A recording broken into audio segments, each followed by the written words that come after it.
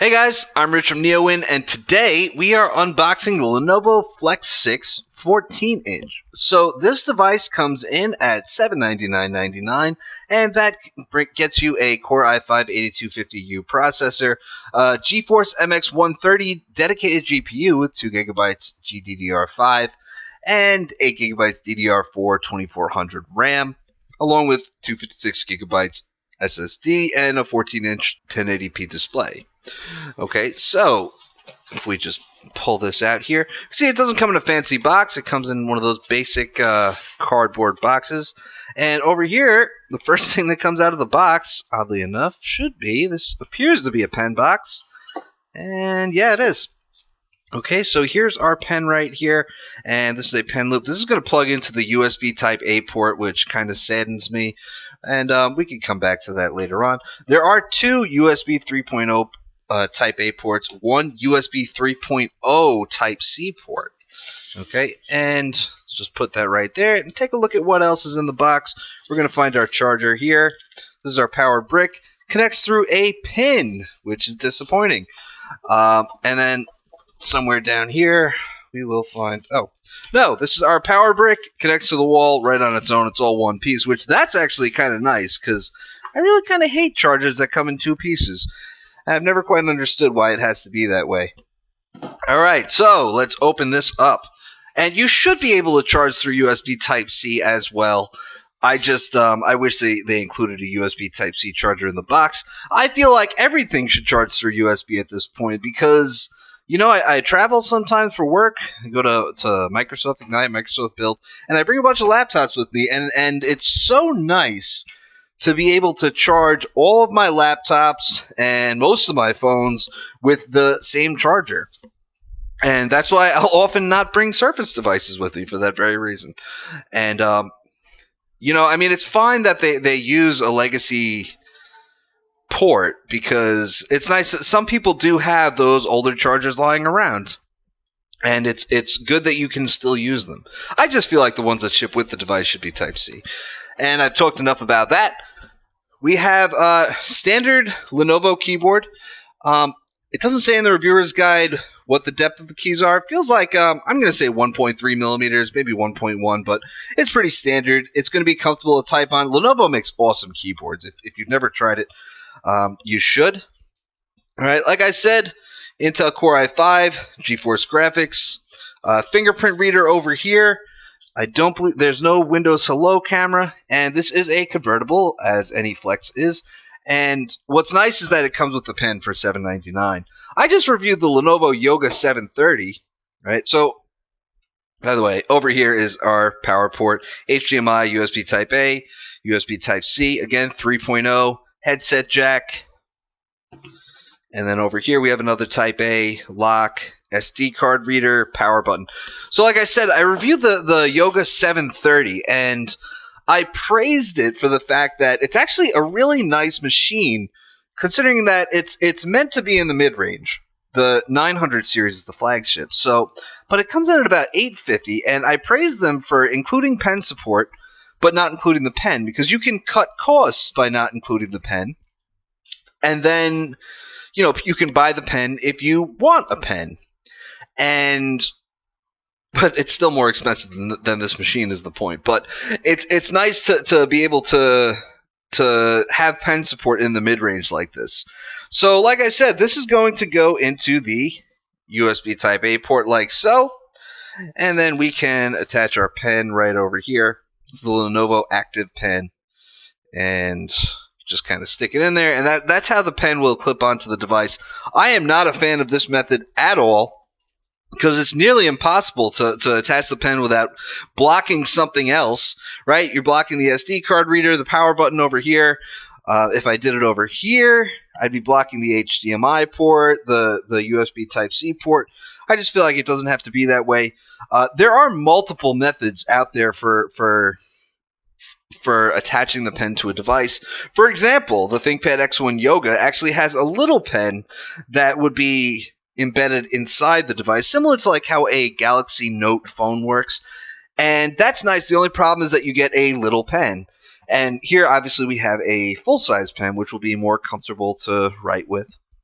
and all that. Other methods I've seen, Microsoft Surface devices and Dell's new XPS 2-in-1s. Those attach magnetically, and that'll just attach right to the side there. I mean that's not perfect either, because you'll go and you'll throw the laptop in your bag, and what happens is it falls off in your bag. You might end up losing the pen at some point because magnets aren't perfect; they can fall off, and some use stronger magnets than others. But the point is, I don't think there really is a perfect solution. My personal favorite is the way the X1 Yoga works with the embedded pen.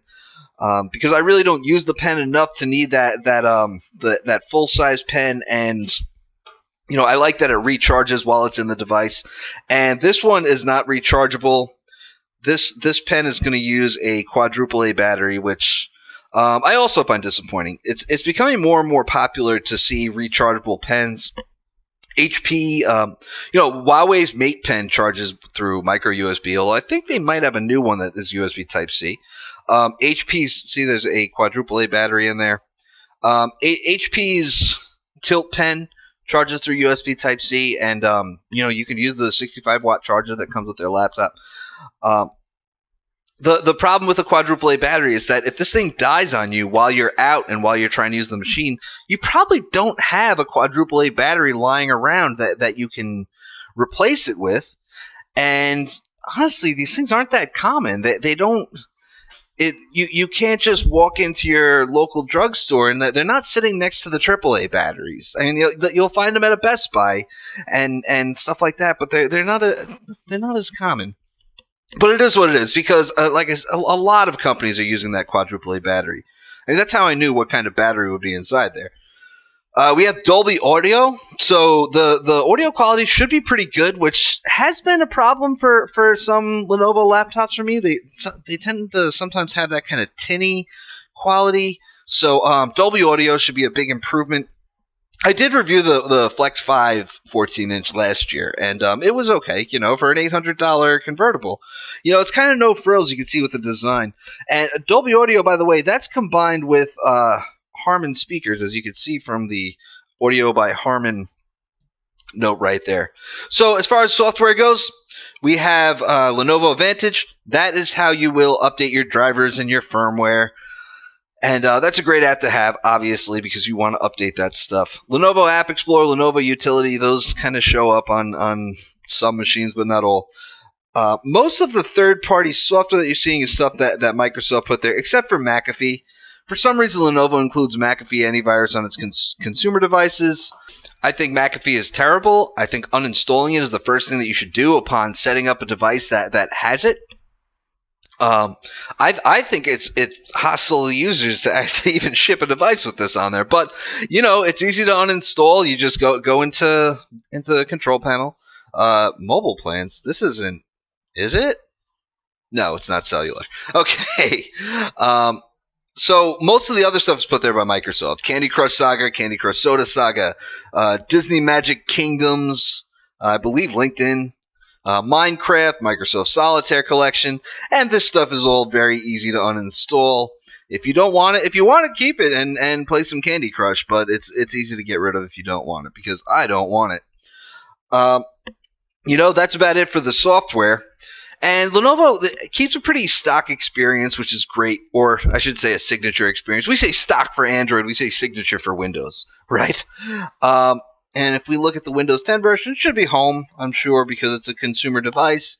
And yeah, Windows 10 home, 17134.48. So this is shipping with version 1803, which is fantastic. A lot of devices are still shipping with 1709, so it's cool to see some devices shipping with 1803. All right, and if we look at the hardware that's inside, like I said, it'll come with that Core i5 8250U, 8 gigs of RAM. If we check out the storage, it'll be 256, like I said. All right, and we just go here. Yeah, 256, and that's fine. It's all pretty mid-range at $799.99. You can't beat it. It's like I said, kind of a no-frills design, but it's got the power to back it up. And 2 gigabyte GPU is not much. All right, we'll see. We should have the NVIDIA. Yeah, the NVIDIA GeForce Experience on here. And 2 gigabyte GPU is not much, but it's better than integrated graphics. And that's important. Because here's the thing, with integrated graphics, what it does is it's actually sharing the system memory with for graphics. And now you're giving graphics its own dedicated memory. And 2 gigabytes is better than just sharing the system memory. So that's pretty cool. It's the MX. I'm to be honest, I'm not sure what the difference is between the MX 130 and the 150.